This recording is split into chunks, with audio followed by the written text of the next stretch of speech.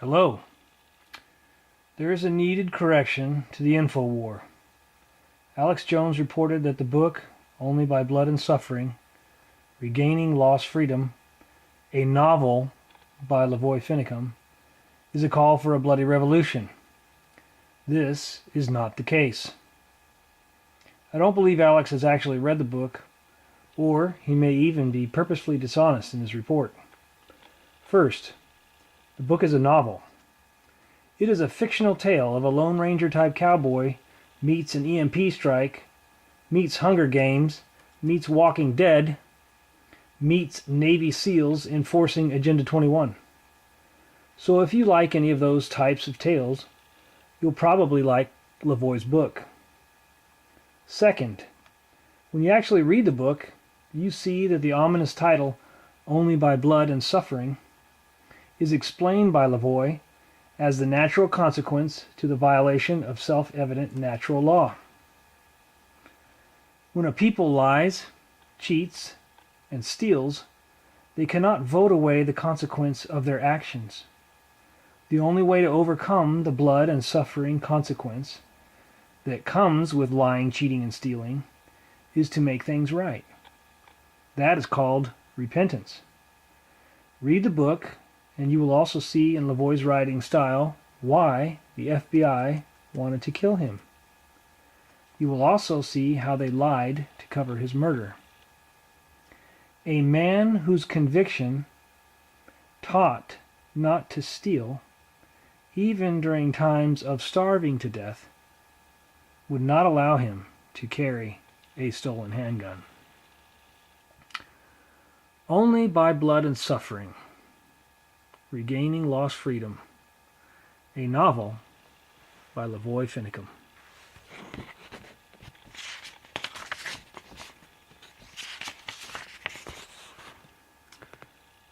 Dedicated to God, the author of liberty. Copyright 2015, Lavoy Finicum.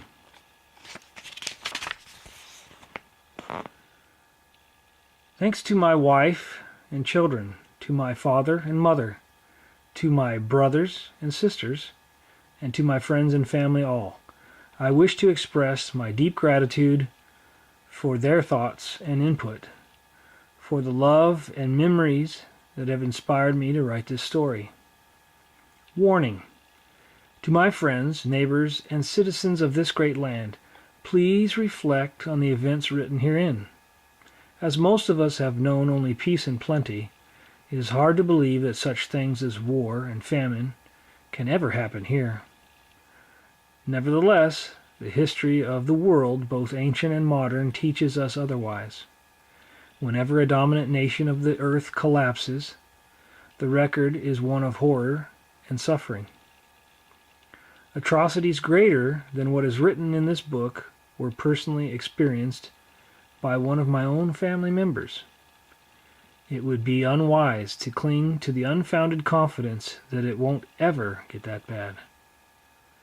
It is my belief that freedom will arise again in this land, but only after much blood and suffering. This is my witness and my warning. Lavoy Finicum.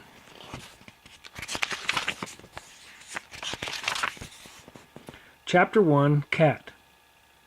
They shall every man turn to his own people, and flee every one into his own land.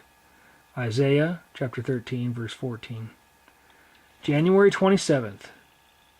The lights of Albuquerque lay 2 miles to the east of me as I trudged up the hill, using the faint silhouette of the power lines to guide me in the dark. Being my father's youngest daughter, his training kicked in, and I paused to listen to my surroundings as I adjusted my tired grip on the .45 Sig Sauer. Peering into the dark, I strained my eyes and ears to determine if I was alone. Sensing no one else, my eyes looked down upon the city of Albuquerque. Even though most of the city lights were on, I could see areas where it was dark, having no power. The glow of the burning buildings could be seen in some of the blacked-out areas. The police, with help from Luke Air Force Base, had tried to maintain control of the city, but had finally abandoned all of downtown. Cutting through the center of the city, I-40 formed a temporary line of demarcation. The psychological barrier of law and order had completely evaporated in South Albuquerque. The gangs that were already strong in the city had free rein, while many of the youth gathered in packs like wolves. Both the hardened gangs and the youth bands preyed upon the weak and defenseless. Note 1. 45 Sig Sauer, a quality German-made .45 caliber semi-automatic pistol. The term .45 auto is often used to describe any .45 semi-automatic pistol. A semi-automatic gun is automatically cocked after each shot, but must have the trigger pulled between each shot. A full automatic will continue to fire as long as the trigger is held down. Note 2. According to FBI reports, gang membership in the United States has increased from 1 million in 2009 to 1.4 million in 2014. The adrenaline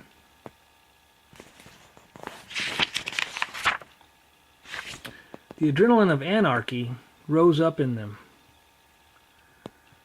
The appetite of animal instinct was whetted to an insatiable level, and all those who fell into their hands suffered horribly. This I learned firsthand. Just a few hours ago, Mom's beautiful two-story home with the attached three-car garage lay in an affluent neighborhood of Albuquerque's northeast heights. In this gated community, there had been a false sense of security. The small but prestigious neighborhood was closed off by a 6-foot-high wall made of precast stone. The homeowners had hired security guards to keep them safe, but the guards had shown no courage, melting away like snow on hot rocks when the gang scaled the walls. How many of them there were, I did not know, but it was enough to hit many homes at once. They came just as the sun dipped beyond the dark clouds that were gathering in the western skies. Mom lived just inside the west wall of the community, and her house was hit at the same time as the house next to hers. "Mom! Mom!" I spoke softly into the night as the first flakes of a winter storm began to fall. "Why did you trust the politicians and turn in your gun? How could you ever believe the government would help keep you safe?" I pushed back the tears and wanted to come to my eyes. No time for that. The familiar words of my father came to my mind. Move forward, always move forward. Turning my back to the lights of Albuquerque, I picked up the dark shoulder bag and resumed my westward walk, keeping the power lines over my head to guide me. How did Dad ever marry Mom when they were so opposite? Guns went as natural with Dad as the cowboy boots he put on every morning.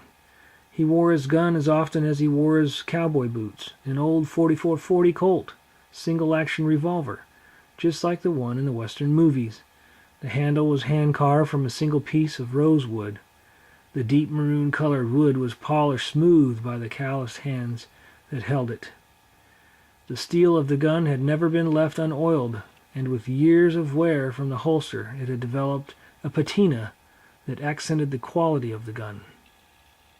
It always was buckled around the narrow hips of my father in a double-loop Mexican-style holster. Note 3. A .44-40 Colt single-action revolver. 44 stands for the caliber of the bullet being shot, and 40 strands for the grains of black powder that were loaded into the case of the cartridge. Single action means that the pistol's hammer must be manually cocked between each shot. Old-time gunfighters could shoot a single-action revolver as fast as the modern semi-automatics. Mom, on the other hand, didn't want anything to do with guns. When the federal government offered the mandatory buyback program, she dutifully turned in the 9mm Sig Sauer Dad had bought her. Dad was a cowboy from southern Utah, and although it was Mormon country, he was not a Mormon.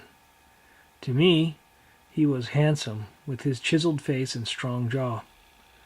As a young man, He had come to Albuquerque to attend the University of New Mexico. He had been invited to try out as a point guard for the basketball team at UNM, but was not good enough to be offered a scholarship. But still a pretty big deal for the little town of Orderville, whose high school population was under 100 students. And that is where he met Mom. Dad's dark hair was always covered by a quality Stetson cowboy hat. Mom never covered her golden blonde hair. Her skin was lightly tanned with a flawless complexion. She had contrasting black eyebrows and long lashes that framed deep blue eyes. Even though there was not another woman to parallel her beauty or popularity on campus, she had been swept away by the Southern Utah Cowboy. The Southern Utah Cowboy was equally swept away by the city rose that came to be my mother. But now she was gone. 4 men of the gang hit Mom's house fast and professionally, 2 at the front door and 2 at the back door. With some sort of battering ram, both doors were breached simultaneously. With the shattering of glass and the splintering of wood, they swept quickly into the home. Holding a mixture of semi-automatic pistols, they quickly cleared each room of the downstairs as efficiently as any SWAT team. I had been resting comfortably on my bed upstairs, reading, and the noise jarred me to my feet. For a second, my mind tried to put meaning to the sound of shattered glass. Then I heard Mom scream from her master bedroom downstairs. Fear rose up in me, and my heart started to race. I ran to open my bedroom door when I heard the voice of my father in my head. "Stop. Think. Don't be stupid." I turned back to my bed and slipped my hand between the mattresses. Withdrawing my hand, it was clinging to the .45 Sig Sauer. Another scream from Mom drew me back to the door, and I opened it, stepping out onto the balcony that overlooked the great room. I saw a man standing in the middle. He wore a blue bandana around his head and a dark t-shirt with no sleeves. His left arm was wrapped in tattoos. By both hands he was holding a semi-automatic pistol. His body was facing my balcony, but his head was turned toward Mom's master bedroom. My mind kept rejecting what my eyes were seeing and what my ears were hearing. This could not be happening. I drew my pistol up, and like so many times in practice with paper targets, I put the front side of my gun on the center mass of the man. Then I froze. I could not pull the trigger. This was a live human being. I should just scream at him to leave. My movement on the balcony must have caught his attention.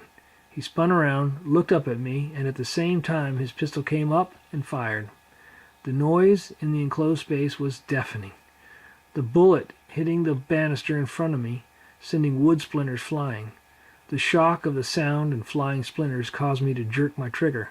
My bullet hit the grand piano next to the man, and I kept pulling the trigger. I was not aiming, just pointing my gun and pulling the trigger. My bullets hit everything but the man who fled the room. I emptied the SIG's magazine, my last shots punching holes through the walls where the man had disappeared. When the SIG's action locked back upon ejecting the last round, I did the same as the man and fled. I rushed from the balcony back to my room, locking the door behind me. Like fingernails on a chalkboard, another scream from Mom raked through my ears. I was scared, but the adrenaline in my body propelled me forward. My mother was being hurt, and anger mixed in with my fear. I was moving quickly, but my mind seemed to register every detail as the adrenaline coursed through my veins. In one movement, I pulled my black single-strap bug-out bag from under my bed, slinging it over my shoulder. In a second movement, I dropped the spent magazine from the Sig Sauer, grabbed a fresh one from the drawer of my nightstand, and slammed it home. Pressing the slide release on the pistol, the action sprang forward, charging the gun. The third movement was to open my bedroom window and step out onto the roof of the attached garage. I could hear screams coming from the house to my left. Bug-out bag. A bug-out bag is a term used for a bag or a pack that is stocked with 3 days of food, water, and emergency supplies. That is ready at all times for a person to grab and go. Slipping out of the house this way was not new to me, as on occasions in my childhood I had gone this way to meet friends after bedtime hours. Sliding to the edge of the roof, I made the short step down to the top of the awning that covered the veranda on the back side of the house, and from there, an easy drop to the ground. Once more, Mom's scream came from her master bedroom. Racing around the corner of the house, I had a good view of her bedroom. 2 men were in the room. She was struggling to free herself from the first, who had ripped much of her dress. The second man was standing by the door entry, looking back into the great room. To their fate, they both made good targets, and this time I did not hesitate. The sights of my gun acquired the chest of the man assaulting Mom, and I pulled the trigger.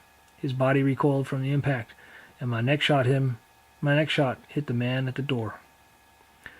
Mom was not a highly paid executive because she was slow of mind. A keen mind coupled with drive and beauty had propelled her upward in her career. She quickly grasped what was happening and raced to the now broken window that I had shot through.